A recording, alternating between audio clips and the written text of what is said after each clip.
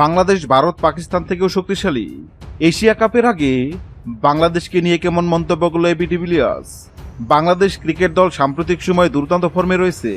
শ্রীলঙ্কা ও পাকিস্তানের বিপক্ষে টানা 2টি সিরিজ জয়ের পর এবার নেদারল্যান্ডের বিপক্ষে হ্যাটট্রিক সিরিজ জয় নিশ্চিত করল টাইগাররা। প্রথম 2 ম্যাচ জিতে সিরিজ নিশ্চিত করার পর তৃতীয় ম্যাচে ব্যাট হাতে দুর্দান্ত শুরু করেছিল বাংলাদেশ।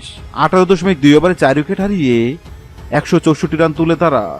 তবে বৃষ্টির কারণে ম্যাচটি পরিত্যক্ত ঘোষণা করা হয়।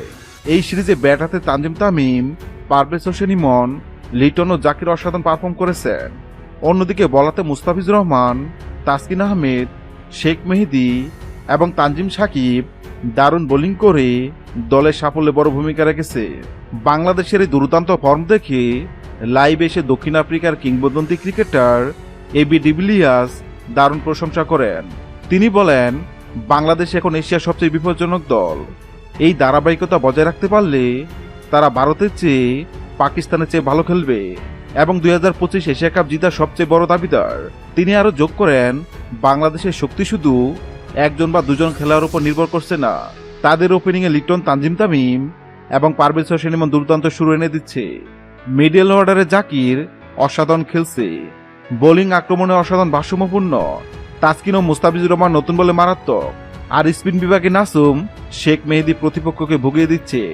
আমি মনে করি এশিয়া কাপে এই বোলিং আক্রমণ ভারত বা পাকিস্তানের জন্য বড় চ্যালেঞ্জ হবে। ডিভিলিয়ার্স বলেন, বাংলাদেশের সবচেয়ে বড় পরিবর্তন হলো তাদের মানসিকতা। আগে যেখানে চাপে ভেঙে পড়তো, এখন সেখানে তার আত্মবিশ্বাস নিয়ে খেলছে। টানা 3টি সিরিজ জয় প্রমাণ করছে এই দল ভয় পায় না, বরং বড় ম্যাচে নিজেদের সেরাটা দিতে পারে।